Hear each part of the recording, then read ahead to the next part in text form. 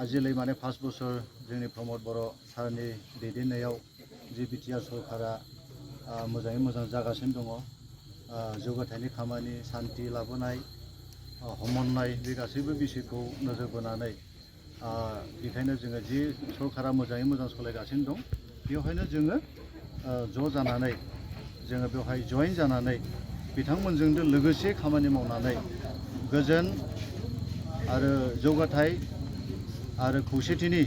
जि हाबाफारि बे हाबाफारियाव मदद होलांनानैहाय बिटिआरखौ आरोबाव साबसिन जौगाथायनि खामानि मावनायाव जोंबो मदद होसिगोन होननानैहाय जोङो बे माबायाव इउपिपिएलआवहाय जोङो जयनिं जानाय जाबाय आरो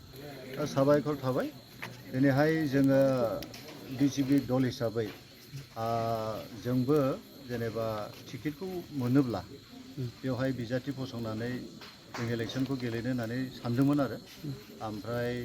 आनफर्चुनेटलि माने स्टेटनिफ्राय बिजाथिखौ होनाय जायासै जोंनो 16 नंनि सिमा बिनि थाखायनो दा होआसै नालाय आरो दिनै पार्टियाथ' बहुद दङ दा बे बहुद गोबां माने पार्टि थानायनि गेजेरावहाय आजिलै माने 5 बोसोर जोंनि प्रमद बर' सारनि दैदेननायाव जि बिटिआर सरकारा मोजाङै मोजां जागासिनो दङ। जौगाथायनि खामानि शान्ति लाबोनाय हमन्नाय बे गासैबो बिषयखौ नोजोर बोनानै बेखायनो जोङो जि सरकारा मोजाङै मोजां सालायगासिनो दं बेवहायनो जोङो ज' जानानै जोङो बेवहाय जइन जानानै बिथांमोनजों लोगोसे खामानि मावनानै गोजोन आरो जौगाथाय आरो खौसेथिनि जि हाबाफारि बे हाबाफारियाव मदद होलांनानैहाय बिटिआरखौ आरोबाव साबसिन जौगाथायनि खामानि मावनायाव जोंबो मदद होसिगोन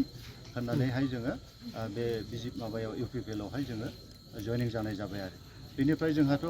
बहुद दङमोन ओमफ्राय माखासे टेकनिकेल उसुबिदानि थाखायहाय जोङो रायलायनायनि माबाखौ प्रसेसखौ जों लाबाय थादोंमोन नाथाय गोजौ लेभेलनि सारमोना टाइमखौ होनो हायैयाव जोङो सानब्रै सानबा लेट जाबाय आरो ओमफ्राय दा दिनैहाय जों एसे निसिमा मण्डल हिसाबै बिजेपि मण्डल हिसाबै